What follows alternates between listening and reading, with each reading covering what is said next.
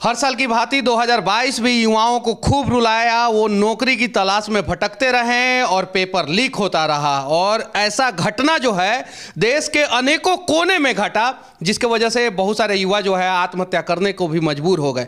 आज नया साल का पहला दिन है। युवाओं के अंदर जोश और जुनून भरने के लिए आप दो शब्द क्या कहना चाहते हैं? देखिए मनीष जी, अगर पूछा है तो मैं ये बात कहता हूं कि बाप बाहर करता मजदूरी, माँ गांव में है बीमार, पेपर रोज लीक हो रहा, कैसे करूं नौकरी का इंतजार।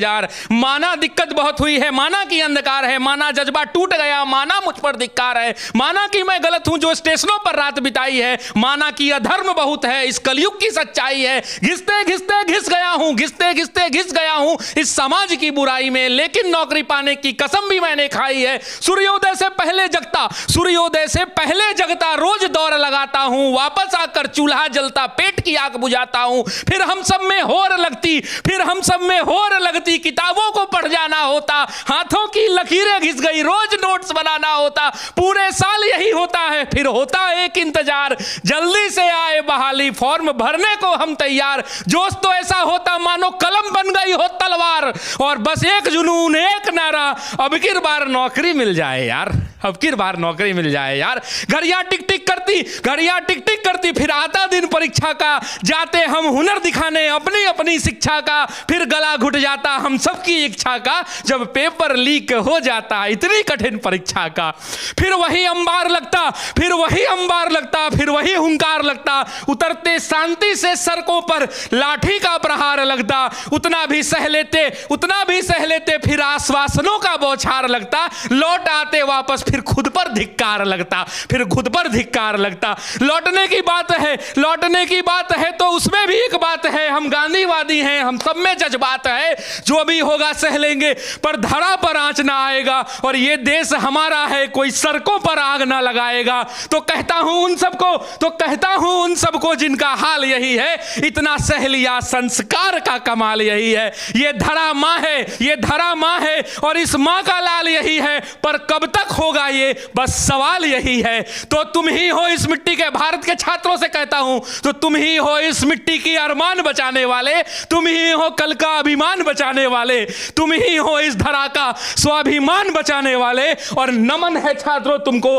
भारत का संविधान बचाने वाले, भारत का संविधान बचाने वाले। नमन है छात्रों तुमको भारत का संविधान बचाने वाले। और नए साल के अवसर पे हम लोग बस इतना ही कहेंगे कि संविधान को बचाते हुए आप लोग जो है तैयारी करते रहें, लगे रहें, और अगर कलम घिसते रहें, और जब तक आप लोग कलम घिसते रहेंगे सफलता आज नहीं तो कल जरूर मिलेगी।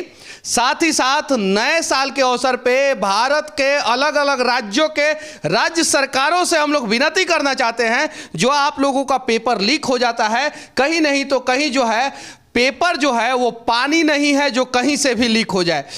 आपकी ईमान में खोट है, आपका ईमान लीक हो जाता है, आप भ्रष्टाचार करने के चक्कर में जो है पेपर लीक करते हैं, और उस वजह से जो है ना जाने कितने बच्चे आत्महत्या कर लेते हैं। राजस्थान के शिक्षा मंत्री ने कहा है कि राजस्थान में जितने भी कोचिंग इंडस्ट्री है जो मोटा मोटा अमाउंट दे के पेपर लीक करवाते हैं, और सदन में ये बात कहा है। और बिहार में भी पेपर लीक हुआ, गुजरात में भी पेपर लीक हुआ, और भी दूसरे राज्यों में पेपर, यूपी में लीक हुआ, लगातार लीक होते रहता है। अलग अलग सरकारें है अलग अलग राज्यों में, लेकिन पेपर लीक समस्या जो है युवाओं का हर जगह एक ही है। तो ये लीक जो है उसको रोका कैसे जाए? देखिए, रोकने का एक बड़ा सिस्टम है कि देखिए आम हर एक व्यक्ति को अपनी जिम्मेदारी समझनी होगी, और सिस्टम में कहीं ना कहीं कुछ तो चूक रह जा रही होगी जिसका ये परिणाम है। तो सरकार को अपने तंत्र को मजबूत करना होगा, और जब तंत्र मजबूत हो जाएगा क्या मजाल किसी की परिंदा भी पर मार पाएगा? नहीं संभव है मारना, नहीं संभव है। अच्छा, तंत्र मजबूत करना है या तंत्र ये लोग जानबूझ के कमजोर कर रहे हैं? देखिए, बहुत सारे सिक्योरिटी फीचर्स जो बिहार में अपनाए गए हैं, जिससे आपने देखा होगा कि अभी भी जो लीक हुआ उसमें लोगों ने फटाक से पकड़ में आ गया कि किस सेंटर से पेपर लीक हुआ, किस रूम नंबर से पेपर लीक हुआ।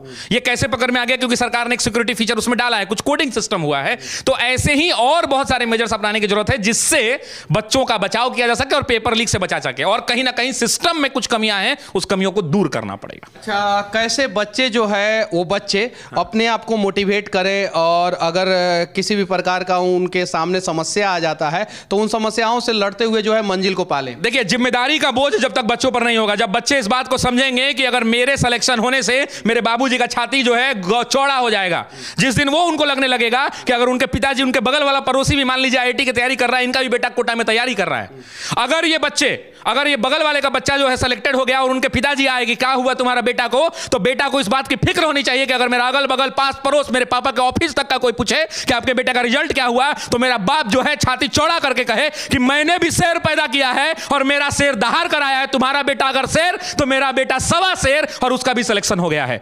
ये जज्बात अगर बच्चों के अंदर भर गया, ये मोटिवेशन भर गया कि अपने बाप के सर को और पगड़ी को नीचे नहीं होने देना है, किसी मोटिवेशन की आवश्यकता नहीं पड़ेगी, सेल्फ मोटिवेटेड इतना हाई रहेगा कि उसका सिलेक्शन तय है। नए साल में पहले दिन मैं यही कहूंगा कि आप लोग सेल्फ मोटिवेटेड रहें, अपने आप को मोटिवेट करें और आगे बढ़े। और बाकी जो बहुत सारे लोग जो है समस्याओं के बोझ तले दब के जो है आत्महत्या करने का प्रयास करते हैं या इस प्रकार का कदम उठाते हैं, तो वो लोग ना उठाएं। दुनिया बहुत खूबसूरत है और बस कुछ करने का प्रयास करें। जय हिंद।